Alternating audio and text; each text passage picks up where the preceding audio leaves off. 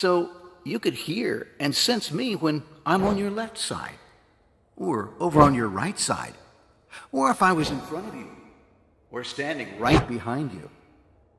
I can also be right in your ear. Now then, let's journey to the jungle. Feels real, doesn't it? Oh, can you hear that? Look out! There goes Gonzo on another quest. Now, that thing's annoying. Let's move on. That's better. Thank goodness for air conditioning. You don't see that every day.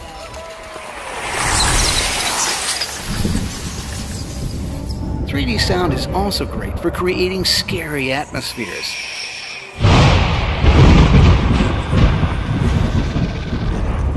But this is a bit too scary for me. I'm getting out of here. So how can we use NetInt 3D sound? Well, let's look at the difference between normal sound and 3D sound.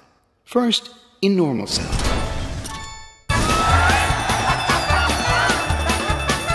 That's not too bad. But now, let's hear how it could be with NetInt 3D sound.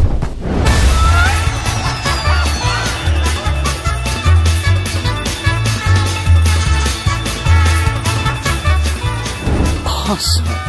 Did you feel that difference?